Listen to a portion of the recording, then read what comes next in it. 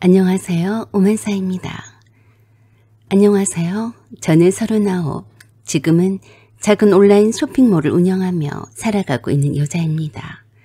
지금 제 모습만 보면 누구나 말합니다. 와, 인생 성공했네. 돈도 잘 벌고 혼자 멋지게 사네. 하지만요, 그렇게 되기까지 저는 정말 밑바닥까지, 아니 그보다도 더 깊은 곳까지 떨어졌었어요. 옛말에 어른들이 그런 말을 한 적이 있었어요. 세상에는 버는 사람은 따로 있고 쓰기만 하는 사람도 따로 있고 돈 잡아먹는 인간도 따로 있다고요. 저는 돈 버는 사람이었고 남편은 돈 잡아먹는 인간이었어요. 제가 아무리 아끼고 열심히 일을 하면 뭐하나요? 남편이 그 돈을 다 날려먹는데 말입니다. 저에게 있어서 남편은 절대로 만나서는 안 되는 인간이었어요. 그때를 생각을 하면 정말 아득합니다. 지금부터 저의 최대 위기였던 때를 얘기를 해보려고 하는데요. 지금 생각을 해보니 참 잘한 이혼이었다는 생각을 해봅니다. 내가 제일 잘못한 것이 전 남편과의 결혼이었고 최고로 잘한 일이 전 남편과 이혼한 일이었어요. 결혼 5년 차였어요. 우리는 긴 올세살이 끝에 드디어 신축 아파트로 이사했습니다. 경기도에 있는 5억짜리 아파트. 약간의 대출을 끼고 정말 죽기 살기로 아껴가며 마련했죠. 이사하는 날 저는 감격스럽더군요. 그동안 올세살이가 지긋지긋했거든요. 드디어 나도 내 집이 생겼구나. 근데요, 그 집에 발 디딘 지 10개월도 안 돼서 제 인생이 송두리째 흔들리기 시작했습니다. 아니, 입주한 지 2달쯤부터 남편이 이상했습니다. 남편이 갑자기 술을 자주 마시기 시작했어요. 전에는 주말에 맥주 한 캔 정도였는데 이젠 퇴근하고 와서 소주 한 병을 까고 혼자서 방구석에서 문을 걸어 잠그고 술을 마셨습니다. 저는 그냥 바쁜 일상에 남편이 회사에서 안 좋은 일이 있나 보다 싶어서 묻지도 않았어요. 남편이 먼저 말해줄 때까지는 묻지 않는 게 서로 간 예의라고 생각을 했었거든요. 저도 회사에서 있었던 시시콜콜한 얘기는 하지 않는 편이었으니까요. 저는 그때 새 집에 들어와 살게 되어서 기분이 좋아서 집 인테리어를 어떻게 하면 이쁘게 꾸며볼까 하고 행복한 고민에 빠져 있었을 때였어요. 그때 제가 좀 더 일찍 감을 잡았더라면 어땠을까 생각도 해보는데요. 그때 남편은 저와 상반된 기분으로 하루하루를 버텼던 것 같아요. 그래도 다른 때와는 다른 분위기에 걱정이 되어서 물어보긴 했습니다. 무슨 일 있어? 아니, 그냥 힘들어서 그래. 이번에 팀장이 바뀌었는데 일을 빡세게 시키네. 나 그냥 혼자 있을게 냅둬. 그래서 그런가 보다 했고 힘내라고 안주도 푸짐히 방에 넣어주곤 했습니다. 남편이 책상에 있는 서재방에서 틀어박기 있는 시간이 점점 많아졌어요. 그래도 저는 남편을 배려한답시고 그냥 내버려 뒀습니다. 남비권 회사를 그만둔다고 할까봐 겁도 펄컥 났거든요. 그런데 자꾸 집으로 날라오는 카드 발급도 좀 이상했어요. 한두 개가 아니었거든요. 제가 기억하는 것만 해도 5개였어요. 내가 알기로는 남편이 카드를 한두 개 정도만 사용하는 걸로 알고 있었는데 모든 카드를 다 발급을 받아 쓰더라고요. 춘삼씨, 무슨 신용카드를 이렇게나 많이 발급을 받았어? 관리도 어려운데 어쩌려고 그래? 그러자 남편이 그러더군요. 그거 내가 발급을 받고 싶어서 그런 게 아니고 우리 회사에 영업을 하러 온 아주머니가 너무 짠해서 하도 사정사정을 하길래 발급 받아준 거야. 신경 쓰지 마. 몇 개월 가지고 있다가 해지하면 되니까. 남편이 어려우니 알아서 할까 싶어서 그러려니 했습니다. 그 외에도 우편함에 남편의 카드 명세서가 수없이 날라왔어요. 그때도 남편에게 물었었죠. 춘삼씨, 나 몰래 돈 쓸 일 있는 거 아니야? 무슨 놈의 카드 명세서가 이렇게 많이 날라와? 그때도 남편은 놀라 자빠지는 신용을 하면서 내게 그랬습니다. 내가 무슨 돈을 쓴다고 그래. 당신도 알잖아. 내 중고차도 아직도 안 바꾸고 나한테 돈 한 푼 안 쓴 거. 그런데 왜 그렇게 놀래? 꼭 무슨 도둑놈이 도둑질하고 재발절인 것처럼 그러네? 그러자 남편이 내게 눈을 크게 치켜뜨고 그러더라고요. 내 우편물은 내가 뜯어보기 전까지는 절대 뜯어보면 안 되는 거 알지? 우리 서로 그런 프라이버시는 지키면서 살자. 알았어? 너 좀 수상하다. 내가 안 그런 줄 알면서 굳이 그렇게 말하는 이유가 뭐야? 그러자 아니라면서 내 눈을 피했어요. 그때 제가 눈치를 챘어야 했습니다. 눈꼽만큼도 남편을 의심을 하지 않은 게 지금도 어이가 없어요. 그만큼 남편을 믿었기에 제가 결혼까지 하지 않았겠어요. 하지만 믿을 인간은 세상에 나 이외에는 아무도 없다는 것을 알았습니다. 그때 남편은 카드빚을 돌려막기를 하고 있었던 거예요. 생전에 내가 그런 걸 해봤어야 눈치를 금방 채죠. 저는 성격상 빚지고는 못 사는 사람이라서 이자가 높은 신용카드 서비스를 받거나 대출을 받는다는 것은 상상도 못하는 사람이에요. 그런데 남편은 돈 무서운 줄 모르더라고요. 그걸 누굴 믿고 그러겠어요. 다 나를 믿고 그러는 거겠죠. 싹 다 망해도 내가 돈을 벌고 있으니까 해볼만 하다고 생각한 거 아니겠냐고요. 여러분들 정말 조심해야 해요. 이런 남자들 정말 조심해야 합니다. 저도 남편이 그런 사람일 줄은 상상도 못했으니까요.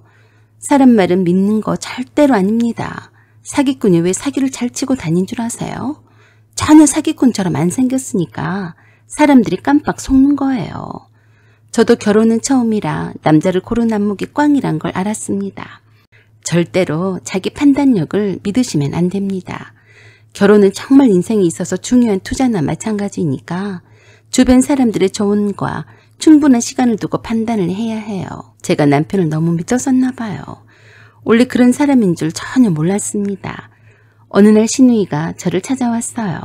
작은 시누이와 큰 시누이, 그러니까 아가씨와 형님이 둘이 작정하고 나를 찾아왔어요. 아가씨, 그리고 형님, 연락도 없이 웬일이에요? 그랬더니 집안을 살피며 두리번거리더니 먼저 남편을 찾더라고요. 언니, 오빠는 아직 안 왔어? 요즘 계속해서 늦네. 오늘도 회식 있나 봐. 아, 그래? 마침 잘 됐네. 왜? 춘삼씨가 있으면 안 돼? 그랬더니 이번에는 형님이 그랬습니다. 우리 춘삼이가 있으면 말하기 좀 곤란해서 그래. 도대체 무슨 얘긴데요? 내가 다그치자 조신이가 내 앞에 앉아서 그랬어요. 언니, 오빠가 언니한테 이런저런 말 한 적이 없지? 무슨 말? 실은 오빠가 언니한테는 말하지 말아달라고 했는데 내가 말하는 거야. 언니도 알아야 할 것 같아서. 무슨 말인데 그래요? 저기 있잖아. 오빠가 주식을 좀 하다가 돈을 잃었나 봐. 그래서 카드 빚을 져서 이자가 많이 나가니까 나도 5천만 원을 빌려갔어. 5천만 원이요? 너무 놀랐습니다. 진짜 5천만 원을 빌렸어요? 금방 주식으로 다시 갚을 수 있다고 해서 빌려줬어.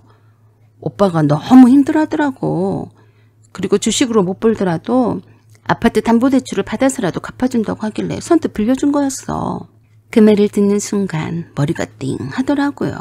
아니, 세상에 나한테 말도 안 거 아가씨한테 5천만 원씩이나 빌렸다고요?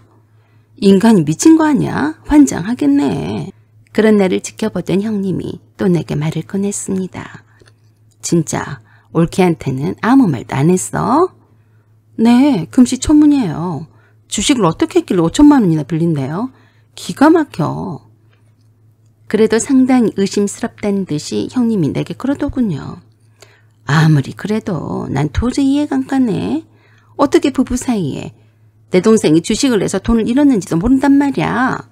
그 말을 누가 믿겠어? 올케가 혹시 알면서도 모른 척하는 거 아니야? 그렇지 않아도 아가씨의 충격적인 말에 열이 받아 있는 내게 형님의 말투는 상당히 나를 화나게 했습니다. 형님, 내가 추잡스럽게 알면서도 모른 척한다고 하는 거예요? 아니, 우리 춘삼이가 주식을 하는 것도 몰랐다는 게 말이 되는 거야?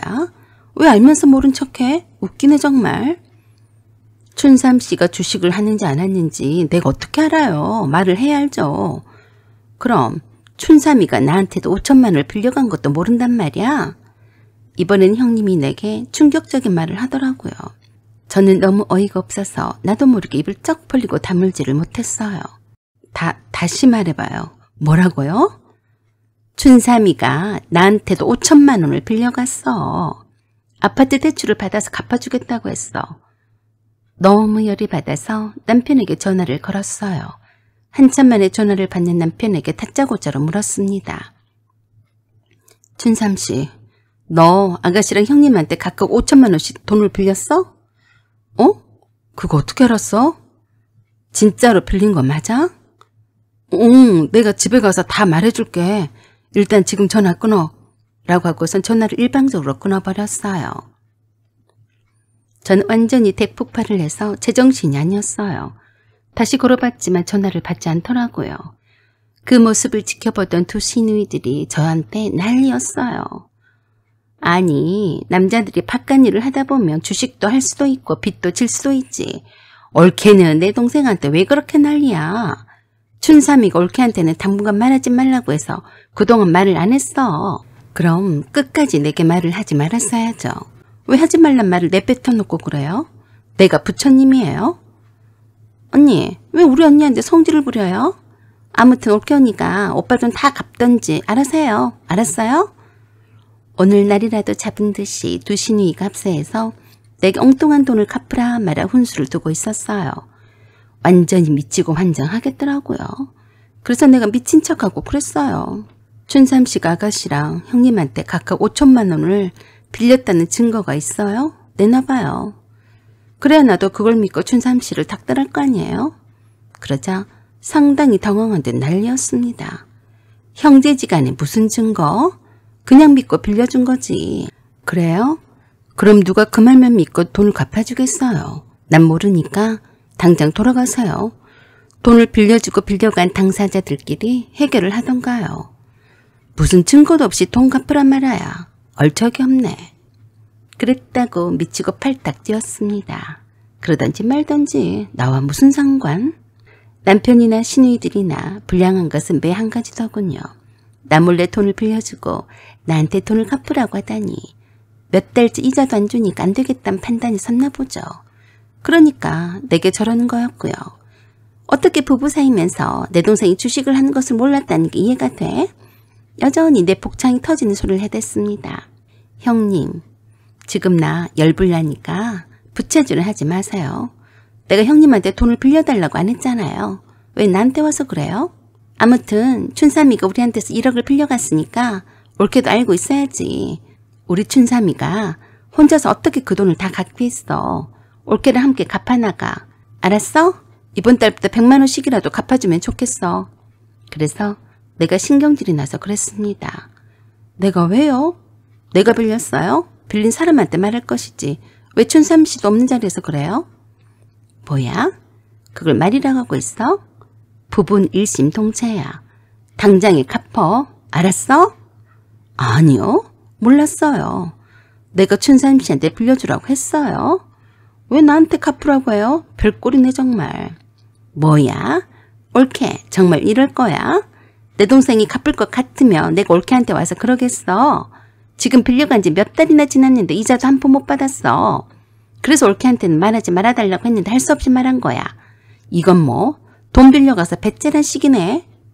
내게 돈 갚으라고 큰 소리를 치고 돌아갔습니다. 완전히 미친 것들이었어요. 감히 누구한테 돈을 갚으래? 별 거지 같은 것들이었습니다. 엉뚱한 1억을 내놓으라니. 남편이 돈을 빌렸다는 것도 충격이어서 정신이 하나도 없는데 돈 갚으라고 저 지랄들이니 환장하겠더라고요. 남편 서재방에 있는 책상 서랍을 뒤졌더니 남편 카드 명세서가 쌓여있는 것을 뒤져서 다 봤어요. 기가 막혔습니다. 신용카드를 있는 대로 다 발급을 받아서 카드 대출을 있는 대로 다 받고 돌려막기를 하고도 이자를 감당 못하니까 아가씨와 형님한테 손을 내민 모양이었어요. 여러분들도 아실지 모르겠지만 신용카드 대출의 이자가 어마어마하더라고요. 남편은 제정신이 아닌 것 같았습니다. 남편의 월급은 뻔한데 무슨 수로 이런 고이자의 카드 대출을 받고 살아왔는지 이해가 안 되었어요. 카드 대출이 이 정도면 은행에 각 계좌의 마이너스 대출을 다 받았을 거라는 생각도 들더라고요. 이렇게 경제관념이 제로인 사람은 처음 봤어요. 정말 실망스러웠습니다. 이런 인간이었다니. 내가 그동안 뭘 본 거야? 이 정도 되면 아파트 담보대출을 안 받았단 보장이 없더라고요. 그래서 급히 인터넷 등기소를 열람을 했습니다. 아니나 다를까 나 몰래 2억 원을 추가로 대출을 받았더라고요. 채권 최고액은 2억 5천만 원이었고요. 시세가 5억짜리였으니까 최대로 대출을 받은 거였어요. 내가 뭘 본 거지? 그 순간 온몸에 식은땀이 나더라고요. 뒷목 잡고 쓰러질 뻔했습니다. 어떻게 이렇게 되기까지 내가 모를 수가 있지? 드러난 것만 해도 3억 5천만 원이 넘었어요. 저희 아파트 시세는 5억이었는데요. 남편이 돈을 갚지 못하면 경매에 넘어간다고 해도 건질 것은 얼마 안 되는 돈이었습니다. 내가 그렇게 고생을 해서 돈을 모아서 집장만을 했는데 고작 이렇게 몇 달 안에 끝장을 보다니 믿을 수가 없는 현실에 딱 죽고 싶더라고요. 그 순간에는 남편을 죽여버리고 나도 죽고 싶더라고요. 아니지, 남편을 죽여버리고 나는 감옥에서 몇 년 살다 올까 그런 생각도 들더라니까요. 내가 이런 꼴을 당하려고 새 차도 안 사고 오래된 고물차를 몰고 다녔고 휴대폰도 조상폰이라고 해도 될 만큼 골동품 폰을 들고 다녔는데요. 남편이 한순간에 말아먹다니 돈을 벌어봤자 무슨 소용인가요? 내 돈을 포가는 인간 말종이 내 옆에 있는데요. 남편에 대한 배신감은 말도 못했습니다. 그렇게 믿었던 남편이었는데 나를 속였다니 이건 말이 안 된다는 생각뿐이었습니다. 기운이 쫙 빠지면서 심장이 아파왔어요. 스트레스를 받으니까 심장이 아프더라고요. 털썩 주저앉았다가 그대로 쓰러졌어요. 얼마나 쓰러져 있던 걸까. 새벽에 가까운 시간에 깨어났는데 그때까지도 남편은 집에 들어오지 않았습니다. 그날 남편은 내 눈치가 보였는지 회식을 핑계로 술에 완전히 취한 채 집에 들어왔습니다. 나는 충격을 받아서 얼굴이 휘놀노란 상태였는데 남편은 술에 얼큰하게 취한 채 세상 모르게 늘어져서 잠을 자고 있더라고요. 충격과 괴로움은 내 몫일까. 돈을 다 헤쳐먹은 인간은 이렇게 잠도 잘 퍼자는데 나는 왜 이렇게 고통을 받는 거지? 자고 있는 남편의 얼굴을 보니 화가 치밀어 올랐습니다. 그래도 침착하자 분노를 겨우 눌렀어요. 몇 시간 후 남편이 술에서 깨어난 것 같아서 앞에다 앉혀두고 물었습니다. 춘삼씨, 이거 뭐야? 뭔데? 2억 5천만 원 아파트 담보대출. 이게 뭐냐고. 그때 남편이 딱 표정 굳더니 말하더라고요. 그거 미안한데 진짜 다 말하려고 했어. 근데 말할 타이밍을 못 잡았어. 내 허락도 없이 나 모르게 대출을 어떻게 받은 거야? 그랬더니 이제 내 앞에서 불쌍한 거지 모드로 변신을 해서 울먹였습니다. 자기 회사 동료가 요즘 반도체 관련 주식으로 돈 좀 벌었다고 해서 소액으로 시작했다가 마이너스로 빠졌고 처음엔 300만 원, 그 다음 500만 원, 결국 1000단위로 물타기 하다가 순식간에 1억 넘게 날렸대요. 거기에 미수금까지 해서 추가로 신우이한테 5천만 원을 빌리고 형님한테도 5천만 원을 빌렸다고 했습니다. 카드 빚의 이자를 감당하기 어려워서 급하게 빌릴 수밖에 없었다고 했어요. 내가 무섭게 다그치니까 조금씩 빚을 하나씩 풀어놓더라고요. 그러니까 아파트 담보대출까지 포함해서 총 3억 5천만 원 가량이었어요. 아마도 내게 숨긴 카드빚까지 합하면 그 이상일 거라고 예상했어요. 아니죠. 또 숨겨놓은 빚이 어딘가에 또 있을 거라고 짐작이 갔기에 더 이상 빚이 얼마인지 추궁을 하는 게 무의미했습니다. 완전히 배신감에 치를 떨었습니다. 너 무슨 배짱으로 그렇게 돈을 빌렸니? 내가 오죽하면 그랬겠어. 넌 걱정하지 마.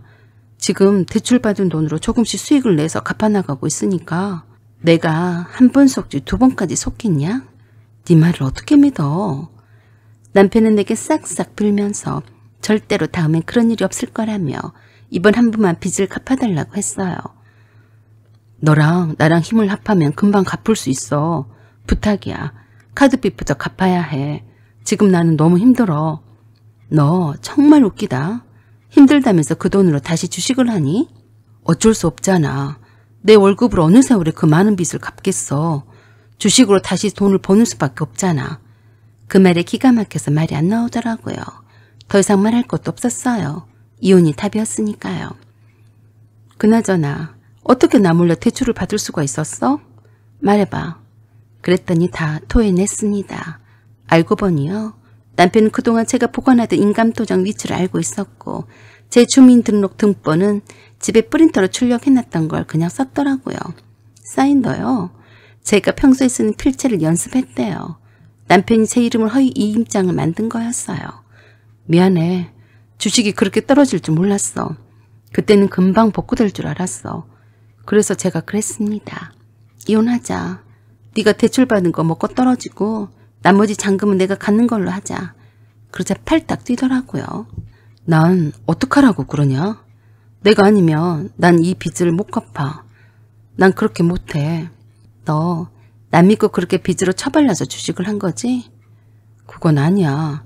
지금 내가 주식으로 수익을 조금씩 내고 있으니까 조금만 참아줘. 지금 우리가 이혼을 하게 되면 죽도 밥도 안 된단 말이야. 너한테 좋을 게 하나도 없어. 왜 좋을 게 하나도 없어? 내가 이혼을 안 해주면 이혼 소송을 해야 할 텐데 그 소송비를 내고도 얼마나 남는다고 그래. 어차피 내가 아파트 담보대출을 최대한으로 끌어쓴 거라서 더 이상 대출을 못 받아.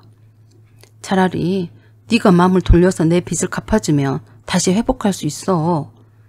네가 그걸 믿고 내가 이혼 안 할 줄 알고 그런 거지? 이혼에 실익이 없으니까 실용적인 내가 그렇게는 안 할 거라고 믿는 거 아니냐. 그런데 어떡하냐? 내가 빚을 내서라도 이혼 소송을 해서 너랑 이혼할 거야. 그렇게 하지 않으면 평생을 거머리처럼 달라붙어 핏바람 먹을 텐데 그건 안 되지.